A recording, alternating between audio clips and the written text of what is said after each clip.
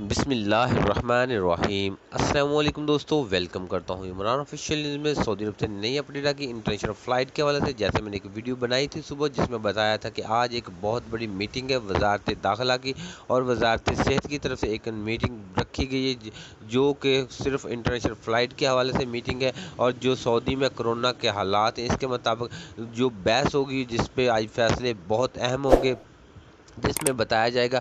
आज हो सकता है इंशाल्लाह बता दे कि पाकिस्तान के लिए और तमाम ममालिक जिनके पर पाबंदी लगी है, उनके लिए फ़्लाइट कब ओपन कर रहे हैं। तो जैसे ही को मालूमात आएगी तो आप लोगों के साथ ज़रूर शेयर करूंगा। लेकिन इनका नताइज तकरीबन 8 बजे रात को ये मीटिंग मुकम्मल होगी। उसके बाद जो नताइज है आप लोगों के साथ ज़रूर शेयर करूँगा।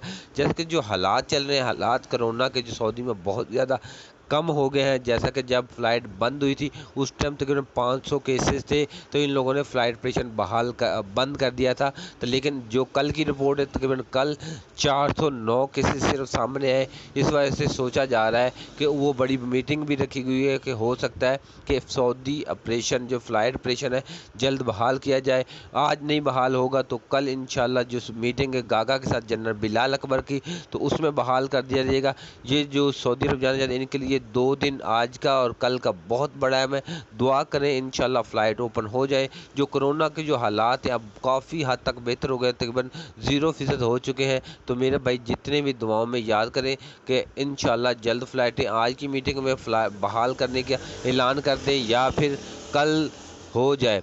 तो अपनी तैयारी मुकम्मल रखें और वैक्सीनेटेड रहें और तवक्कल पर इम्यून लाजमी रहें। तो ये इनकी शराइत है, इन पे अगर आप काम करेंगे तो आप सऊदी अरब जा सकते हैं। अगर आपका तवक्कल पर स्टेटस नहीं है तो आप सऊदी अरब नहीं जा सकते।